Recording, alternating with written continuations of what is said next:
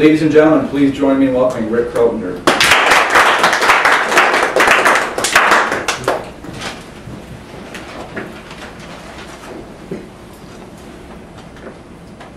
What does it take to be a leader? What does it take to be a good leader? Is it respect? Is it tenacity? Is it responsibility? These are just some of the questions that we wrestle with here at the King's College, especially in business. We read books about it, we write papers on it, we try and figure out that special formula. The one thing that makes a leader to lead a company, to lead others. And we try and find this, but I think the best way, and most of you can speak for this, you just know it when you see it. You know that person who rises up above everybody else. The one you say who's going to go somewhere someday. The one you say who's going to rise above everybody else and who can speak well, speak eloquently, and all the rest. GE. Let's take a look at this symbol. Imagination at work. When we think GE and we think leadership, most of us kind of go to Jack Welch maybe, 1980 to 2000, the CEO of GE. GE is a huge company. It's been around for over 125 years. Jack Welch has done a great job in it. He's done his part, but there's something to be said about inheriting a company and starting a company. Now, Jack Welch took a company, a machine if you will, kept it well oiled and well taken care of. He brought it through some tough times and some bad times, but overall he was a good leader. The person I'm going to show you today was the person who built the machine. The person who made GE, took it from the ground up and brought it to the next level. And this man is Charles A. Coffin, the founding CEO of GE. A man born to command, yet who never issued orders. Something, a profound quote at minimal. He was a man of humble beginnings who started a shoe factory, or who started to work in a shoe factory when he was 18, and eventually went on to have a couple of his own shoe factories. He kind of started from the ground up, became an entrepreneur, worked with his uncle, worked his way up.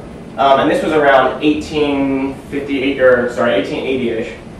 And then this was around the time Thomas Edison was also coming out with huge things like the phonograph, the light bulb, the telephone, things like that. There was this small electrical company in Connecticut who was started by one of his friends, and it was just called American Electrical Company. Pretty simple. And he was struggling a little bit because Thomas Edison kind of had his own company, he was doing his own thing. You know, light bulbs are a pretty big thing back then. Telephones were probably a big invention too. So how can you compete with that? So he called on his friend Charles, knowing that he kind of had this shoe thing going, didn't know too much about it, but he took a chance with him.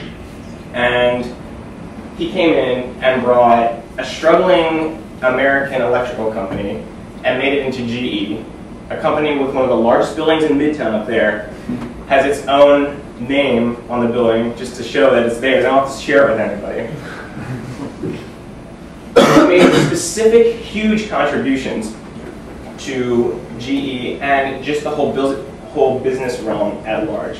I mean, aside from founding General Electric, which is one of the largest companies, he came up with a systematic management development program, which is basically, in PMO terms, getting people in the right spots on the bus.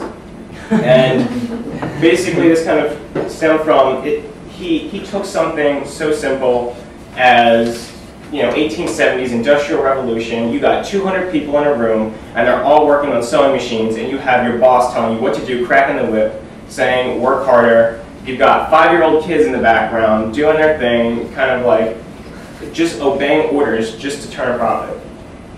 He made it so much more than that. A systematic management development program. He made it about corporate culture. He made the corporate culture. Something that we think about and we read about and we write 5-page papers on.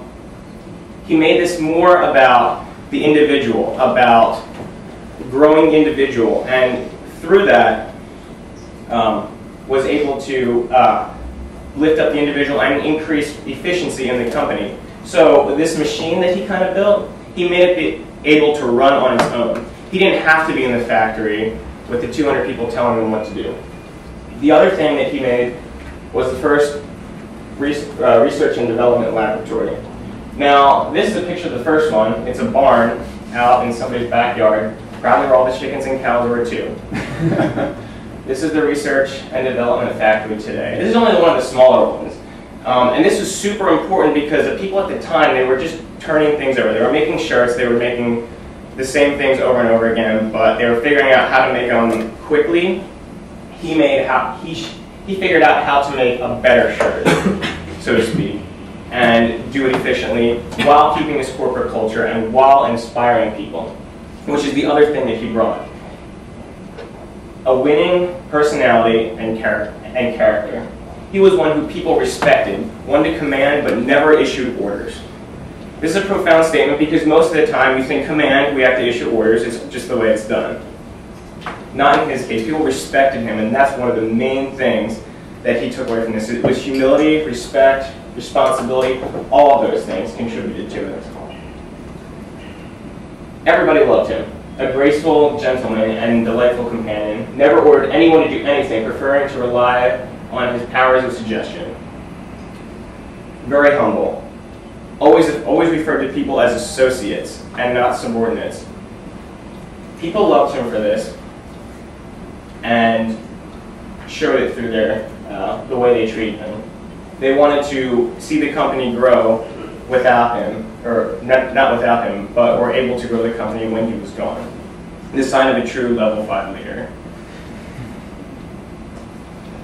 Some people are born to lead.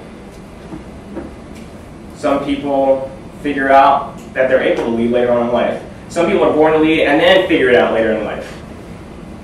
But there's something to be said about someone who starts with $0 and turns it into $1,000 compared to somebody who starts with $100 and turns it over into $1,000 tenfold. Granted, that's true. And that's kind of the difference between Jack Welch and Charles Coffin, was he started from the ground up and took something, made something, and inspired people to run with something. He made the machine, the blueprint for the machine, to inspire companies throughout the past 100 years. People have looked to this company for guidance, so to speak, on how to run things, how to do things, how to implement corporate culture, and things like that. So many things. So basically, through humility, respect, and good ideas, he took a struggling, small Connecticut electrical company who was trying to compete and hold its ground against Thomas Edison into one of the largest companies in the world. They have offices on every single country in the world right now. So they took something that just maybe started to do light bulbs, and now it goes to appliances, aviation, consumer products, everything. It's in every part of your life. And this was basically through 3 things. It was respect, humility, good ideas.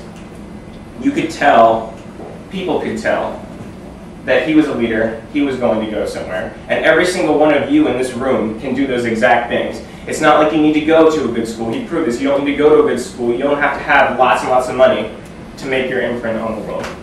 People look to him, and this is why people look to him as one of the greatest CEOs and leaders in American history.